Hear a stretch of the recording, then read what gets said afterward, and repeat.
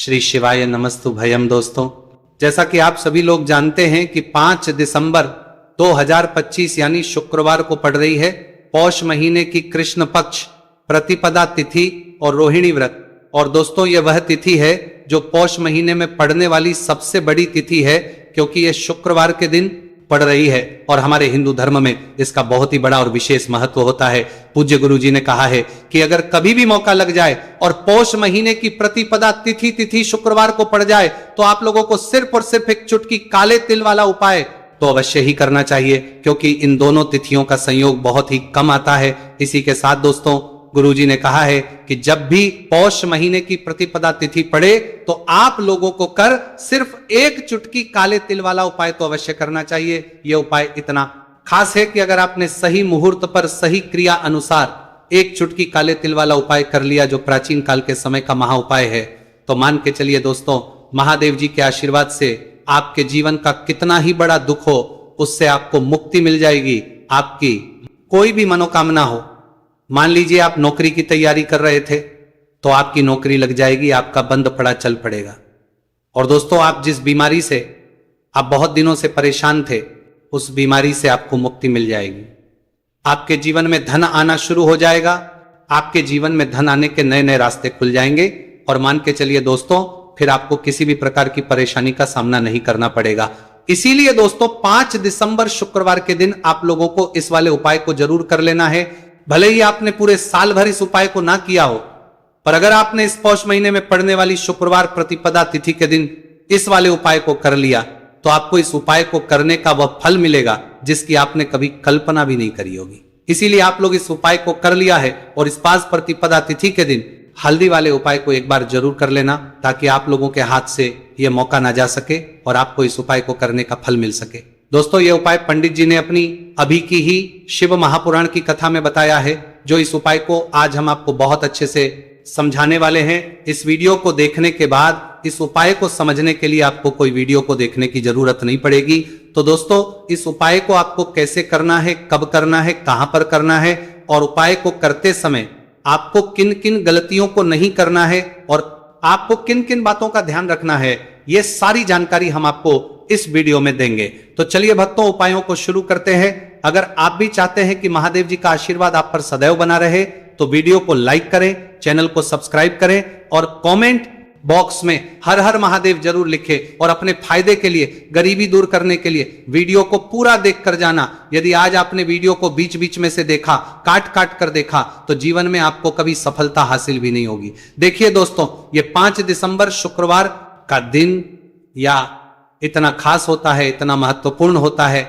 देखा गया है कभी कभी बड़े बड़े पूजा पाठ अनुष्ठान से जो मनोकामना पूर्ण नहीं होते, वह 5 दिसंबर शुक्रवार प्रतिपदा तिथि के दिन एक छोटे से उपाय करने से ही आपकी मनोकामना पूर्ण हो जाती है। अब हम समझते हैं इस वाले उपाय को हमें करना किस है। इस एक चुटकी काले तिल वाले उपाय को हमें पौष महीने के शुक्रवार के दिन करना किस समय है। तो देखिए, इस उपाय को करने का जो समय है वो सुबह का समय है और शाम का समय भी है। अब देखिए, यहां पर हम मुख्य रूप से सुबह का समय नहीं बोलेंगे, क्योंकि 5 दिसंबर शुक्रवार प्रतिपदा तिथि का दिन है और इस दिन प्रदोष काल के समय का बहुत महत्व होता है।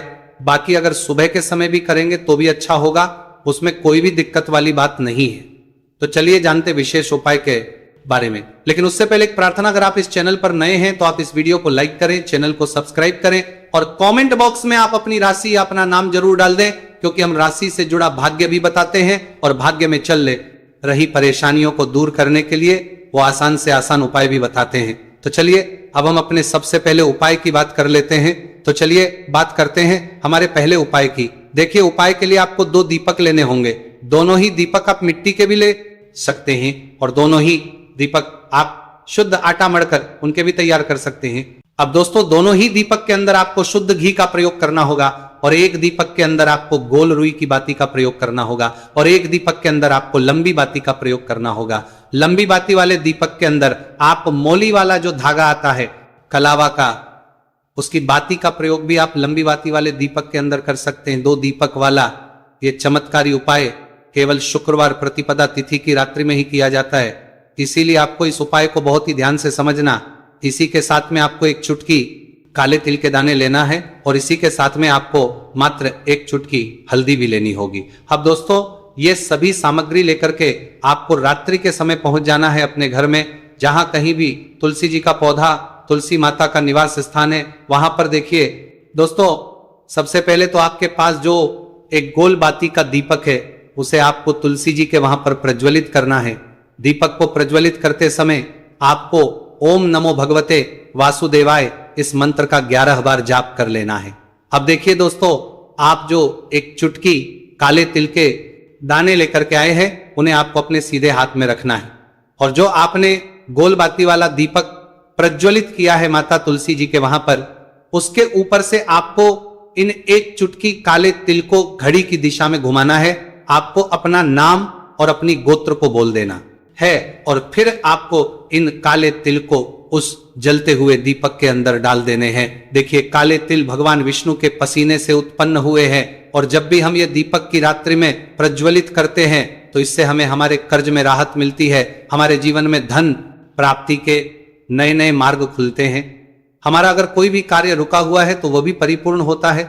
देखिए गोलबाती का जो दीपक है विशेषकर हम माता तुलसी के वहां पर भगवान विष्णु और माता लक्ष्मी के निमित्त प्रज्वलित कर रहे, इस प्रकार से आपको यह दीपक प्रज्वलित कर देना है। अब जो आपके पास लंबी बाती का दीपक है, 1 चुटकी हल्दी है, तो इससे आपको लेकर के पहुंचना है अपने घर के मंदिर में। आपके घर के मंदिर में माता लक्ष्मी की जो भी प्रतिमा की मूर्ति है उनके सामने सबसे पहले तो आपको यह लंबी बाती का दीपक रखना है, फिर आपको दीपक को प्रज्वलित कर देना है। दीपक को प्रज्वलित करते समय आपको ओम महालक्ष्मी नमः इस मंत्र का जाप करते रहना है। अब दोस्तों आपके पास जो 1 चुटकी हल्दी है उसे आपको सीधे हाथ में रखना है और इस 1 चुटकी हल्दी को आपको उस दीपक के ऊपर से 11 बार घड़ी की दिशा में घुमाना है और आपको महालक्ष्मी मंत्र का जाप करते रहना है और इस 1 चुटकी हल्दी को आपको उसे दीपक के अंदर डाल देना है। देखिए 1 चुटकी हल्दी वाला जो दीपक है आपके जीवन से दुर्भाग्य को समाप्त करता है, माता लक्ष्मी की आपको कृपा प्राप्त करवाएगा, धन प्राप्ति के आपके जीवन में नए नए मार्ग बनाएगा। देखो अगला उपाय है वो भी बहुत ज्यादा खास है, तीनों उपाय को आप जरूर सुनना क्योंकि जो आपको अच्छा लगे वो उपाय आप कर सकते हैं। देखिए इस उपाय के लिए आपको 2 हरी इलायची लेनी होगी। हरी इलायची आपको साबुत लेनी है, खंडित नहीं होनी चाहिए। और इसी के साथ में आपको मात्र थोड़ा शहद लेना है। शहद आपको मात्र आधा चम्मच या फिर उससे भी कम ले लेना है और इसी के साथ में आपको एक दीपक ले लेना है। दीपक चाहे तो मिट्टी का भी ले सकते हैं और आप चाहे तो शुद्ध आटा मढ़कर उसका दीपक भी आप तैयार कर सकते हैं। इस दीपक के अंदर आपको मौली का जो धागा आता है कलावा का, उसकी बाती का प्रयोग करना होगा, यानी कि इस दीपक के अंदर आपको लाल रंग की बाती का प्रयोग करना होगा और इस दीपक के अंदर आपको शुद्ध घी का प्रयोग करना होगा। अब ये सारी सामग्री लेकर के आपको अपने घर में जो भी मंदिर है वहां पर पहुंच जाना है और आपको माता लक्ष्मी के किसी भी स्वरूप के सामने बैठ जाना। अगर माता लक्ष्मी की फोटो है, माता लक्ष्मी की प्रतिमा है तो उनके सामने आपको बैठ जाना है। अगर माता पार्वती की प्रतिमा है तो उनके सामने आपको बैठ जाना है, यानी कि किसी भी माता के स्वरूप के सामने आपको बैठ जाना है। अब देखिए सबसे पहले तो आपको माता रानी के सामने थोड़ी सी चावल की ढेरी बना देनी है, यानी कि थोड़े से अक्षत के दाने आपको माता रानी के सामने रखना है।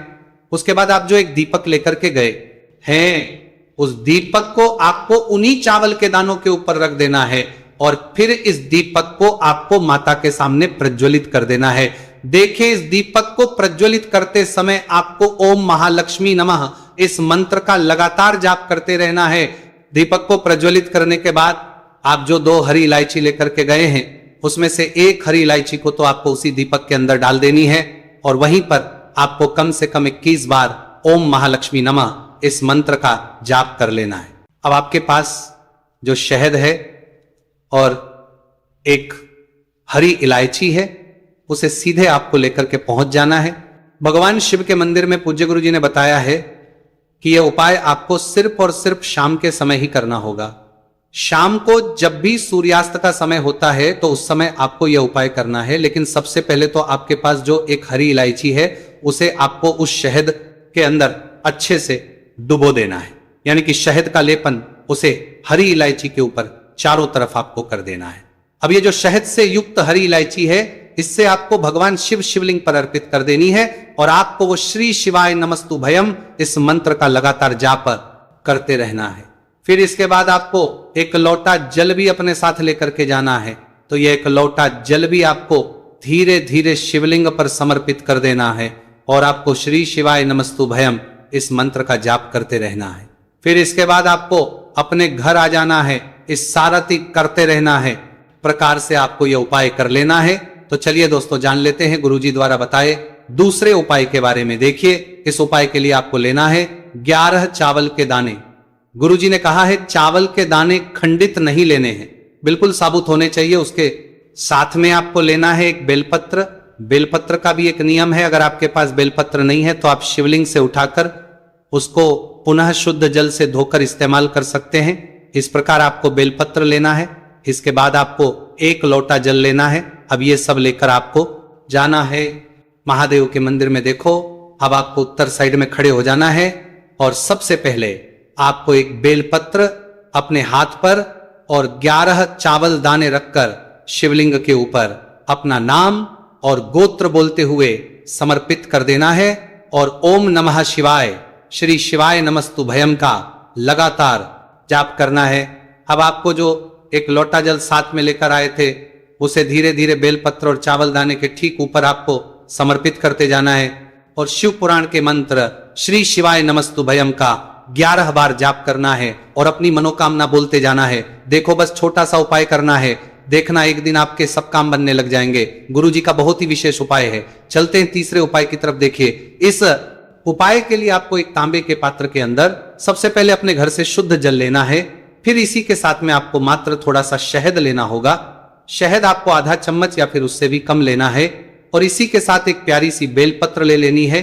बेलपत्र यदि आपको नहीं मिल पाती है तो भगवान शिव के शिवलिंग पर चढ़ी हुई बेलपत्रों को आप पूर्ण शुद्ध जल से धो करके उपयोग कर सकते हैं। और बेलपत्र जो है वह कहीं से भी कटी फटी खंडित नहीं होनी चाहिए। अब ये तीनों सामग्री लेकर के सीधे आपको पहुंच जाना होगा भगवान शिव के मंदिर में। ये उपाय सुबह से लेकर के शाम तक किसी भी समय कर सकते हैं। देखिए सबसे पहले तो आपके पास जो शहद, उससे आपको अपने सीधे हाथ की चिट्ठी उंगली के जो पास वाली उंगली होती है नामिका उंगली, उसमें थोड़ा सा शहद आपको लेना है और इससे फिर आपको शिवलिंग पर जहां माता अशोक सुंदरी का स्थान होता है वहां पर आपको ओम का निर्माण करना है। लेकिन जलाधारी के बिल्कुल बीच में जो स्थान होता है उसे माता अशोक सुंदरी का स्थान कहते हैं और इसी स्थान पर आपको शहद से ओम का निर्माण करना है। अब दोस्तों आपके पास जो एक बेलपत्र है उसे आपको अपने सीधे हाथ की हथेली रखना है और महादेव से आपको अपनी विशेष मनोकामना, आपके जीवन में जो भी संकट चल रहे हैं, जो भी समस्याएं चल रही हैं, जो भी जीवन में दुर्भाग्य बना हुआ है, आप अपने किसी भी कार्य में सफल नहीं हो पा रहे हैं, तो जिस भी प्रकार की आपकी समस्या है उसे दूर करने के लिए आपको महादेव से प्रार्थना कर लेनी है। और फिर ये जो एक बेलपत्र है इससे आपको शिवलिंग पर माता अशोक सुंदरी वाले स्थान पर समर्पित कर देनी। देखिए जहां पर आपने ओम का निर्माण किया है उसी के ऊपर आपको यह बेलपत्र भी समर्पित कर देनी है। देखिए बेलपत्र की चिकनी साइड का हिस्सा शिवलिंग से स्पर्श होगा और इसकी जो डंडी है वह आपको जलाधारी की ओर रखनी है। बड़ी पत्ती वाला भाग शिवलिंग की तरफ रहेगा। इसी प्रकार से आपको यह बेलपत्र समर्पित कर देनी है। अब दोस्तों आपके पास जो एक जल का पात्र है उसमें से थोड़ा सा जल तो आपको बेलपत्र की जो आगे वाली पत्ती है उस पर आपको समर्पित करना है और आपको श्री शिवाय नमस्तुभयम इस मंत्र का जाप कर लेना है।